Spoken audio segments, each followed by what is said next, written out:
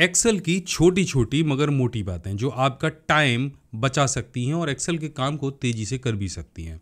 तो बिना कुछ देर किए चलिए शुरू करते हैं। यहाँ पे मैं आपको वो छोटे छोटे टिप्स बताऊंगा जो आपको अगर पता होंगे तो आपका जो एक्सेल का काम करने का तरीका है वो और लोगों से बदल जाएगा, अलग हो जाएगा और आप अपने काम को तेज़ी से कर पाएंगे। यहाँ पे मेरे सामने आपको एक शीट दिख रही है।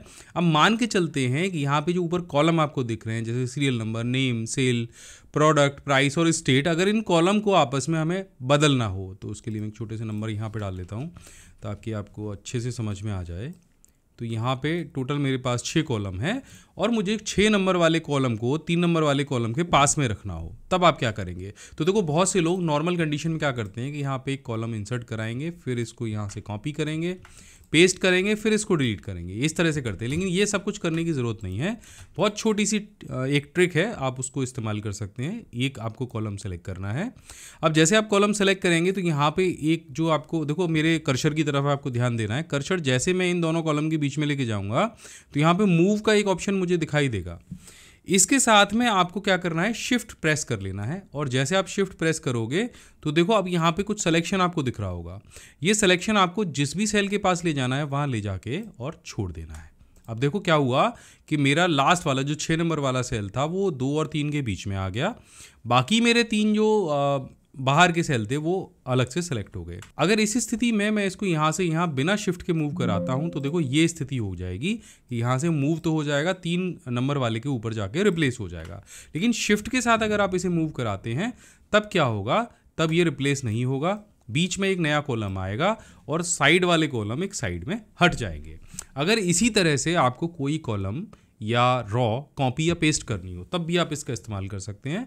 जैसे मान के चलते हैं मुझे 2 नंबर वाला जो नाम वाला कॉलम है उसका कॉपी बनाना है दूसरी जगह, तो शिफ्ट के साथ बस आपको क्या करना है, कंट्रोल और प्रेस कर लेना है और उठा के आप जहाँ ले जाना चाहें, जिस भी जगह आप ले जाना चाहें वहाँ ले जाके छोड़ दीजिए। और एक ही नहीं, आप जितने चाहें उतने उसके डुप्लीकेट बना सकते हैं। इसके साथ में आप इसको ऊपर नीचे दाएँ बाएँ जहाँ ले जाकर रखना चाहें रख सकते हैं। एक एग्जाम्पल हम इसके साथ और ले लेते हैं। हम यहाँ पर शिफ्ट प्रेस करेंगे ऊपर वाले सेल के साथ में और उठा के इसको नीचे रख देंगे तो देखो इस तरह से ये नीचे आ जाएगा। अगर हम इसे बीच में रखना चाहेंगे कहीं तो बीच में भी हम रख सकते हैं। तो ये आपके अच्छे से समझ में आ गया होगा। अब चलते हैं अपनी दूसरी टिप्स एंड ट्रिक्स की तरफ, एक्सेल की छोटी छोटी और मोटी बातें। हमारा जो दूसरा ट्रिक है वो बहुत अच्छा है। आप में से बहुत सारे लोग एक्सेल में टेबल बनाते हैं। टेबल बनाने के बाद उसमें आप फार्मूला लगाते हैं उसको सम करने के लिए। तो इसमें आपको फार्मूला लगाने की ज़रूरत नहीं है। एक छोटी सी ट्रिक मैं आपको बताऊंगा। आमतौर पे देखो हम करते क्या है, हमने यहाँ पे फार्मूला लगाया, जैसे ऑटो सम किया, एंटर किया और उसके बाद हम यहाँ से नीचे इसको स्क्रॉल करके ले गए, फिर इस वाले का टोटल हम अलग कर रहे हैं। ऐसा करने की ज़रूरत नहीं है। सिंपली आपको क्या करना है, आपको एक साथ ये पूरे को सिलेक्ट कर लेना है। ऑल्ट के साथ में सिर्फ जो प्लस का आइकन है, देखो बैक स्पेस के बराबर आपको एक प्लस का आइकन दिख रहा होगा, ये इक्वल टू का आइकन दिख रहा होगा, दोनों में से कोई भी आप एक पेस्ट कर दो, ये एक ही है। आप जैसे इसको पेस्ट करोगे तो देखो एक साथ में जितने सारे हमारे ब्लैंक कॉलम थे, ब्लैंक रॉ थे, उनके सामने सब कुछ टोटल होके आ गया। मैं एक बार फिर से आपको बता देता हूँ ये कैसे काम करता है। तो हम एक ब्लैंक सेल एक्स्ट्रा लेके चलेंगे ऊपर वाली रॉ के साथ में, ऑल्ट के साथ में हम प्लस प्रेस करेंगे और एक सिंगल क्लिक के अंदर जो टोटल है वो होके आ जाएगा। और अगर आपने ये पूरा सेलेक्ट कर लिया है तो ऑल्ट प्लस करते ही सभी के टोटल हो जाएंगे। तो अब बढ़ते हैं अपने अगली ट्रिक की तरफ।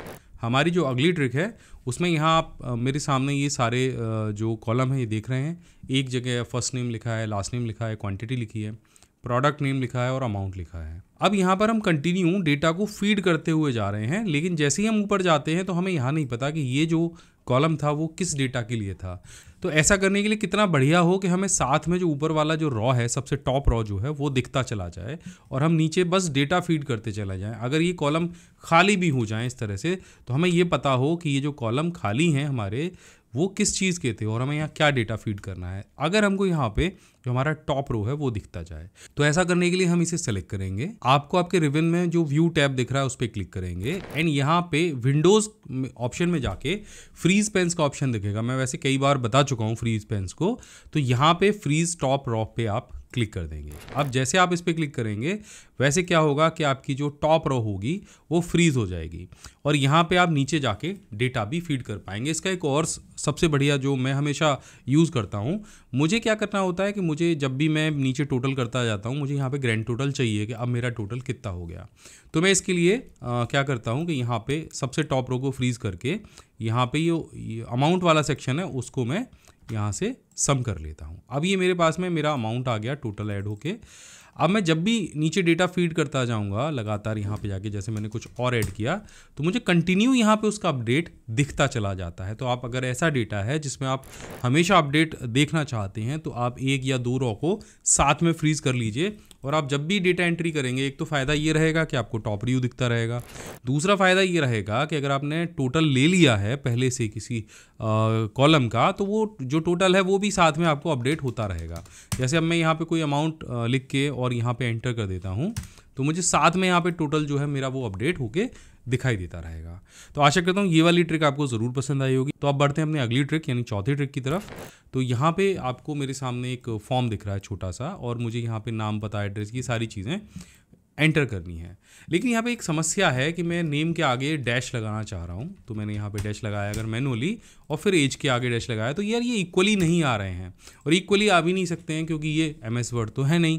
MS वर्ड में तो हम टैब सेट कर लेते थे और वहाँ पे मैनुअली हमारे जो डैश एंड डॉट थे उनको इक्वली लगा लेते थे। लेकिन अगर एक्सेल में हमें ये डैश और डॉट अगर इक्वली लगाने हैं तब हमें क्या करना होगा, तो छोटी सी एक सेल फॉर्मेटिंग करनी है।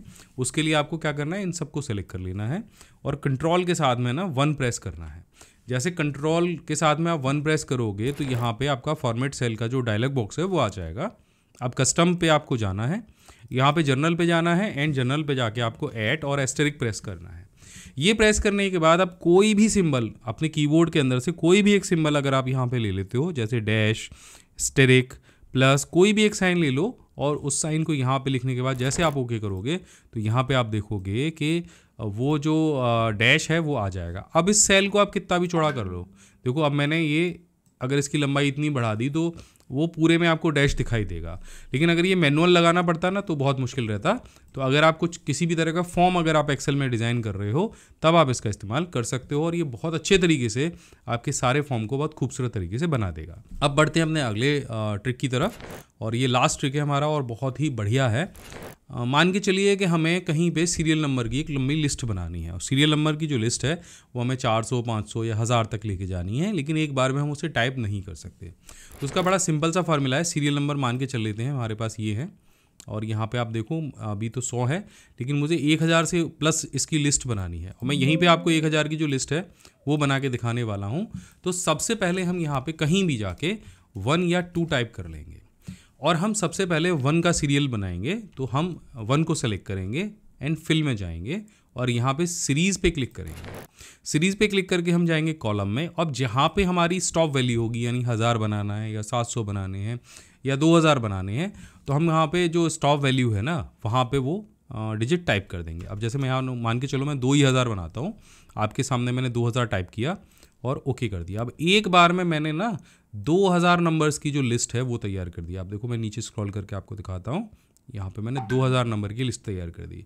अब मुझे 2000 नए सीरियल नंबर भी जनरेट करने हैं और सीरियल नंबर कुछ इस तरह का होने वाला है। अब देखो यहाँ पे मैंने सीरियल नंबर बनाया N0D0001। अब एक 0 हम और बढ़ा देते हैं ताकि हम और लंबा सीरियल नंबर बना पाएँ और इसके बाद में मैंने यहाँ पे PC और लिख दिया बीच में। अब देखो अगर ये सीरियल नंबर मुझे बड़ा बनाना है तब मुझे क्या करना पड़ेगा। अब यहाँ पे मैं एक और इसको नीचे स्क्रॉल करूँगा, दोनों को सेलेक्ट करूँगा और यहाँ पे अपने प्लस के आइकन को लेके जाऊँगा। जब मेरा ये प्लस का जो आइकन है या लोगो है ये थोड़ा सा मोटा हो जाए कॉर्नर पे जाके, जब हम नीचे ड्रैग करते हैं इस पे ले जाके बस मुझे इसे डबल क्लिक करना है और डबल क्लिक करते ही आप देखोगे कि नीचे 2000 सीरियल नंबर्स की जो लिस्ट है वो तैयार हो जाएगी। देखो यहाँ पे ये है ना कितना आसान। आपने कुछ नहीं किया, आपने सिर्फ छोटी मोटी चीज़ों का इस्तेमाल किया। इसी तरह से फिल सीरीज़ का यूज़ करके आप बहुत सारी ऐसी ही चीज़ें कर सकते हो। तो इस वीडियो के अंदर मैंने आपको बताई एक्सेल की छोटी छोटी मगर मोटी बातें जो आपके टाइम को बचा सकती हैं, आपके एक्सेल चलाने के तरीके को और भी ज़्यादा एनहांस कर सकती हैं। अगर ये वीडियो आपको पसंद आया हो या इस वीडियो में बताई गई कोई भी एक जानकारी आपको पसंद आई हो या पहले से पता हो जिसका आप हमेशा इस्तेमाल करते हैं, तो नीचे कमेंट करके ज़रूर बताना। मैं मिलता हूँ एक और ऐसे ही ज़बरदस्त वीडियो के साथ में अगले वीडियो में। तब तक ले जय हिंद, वंदे मातरम।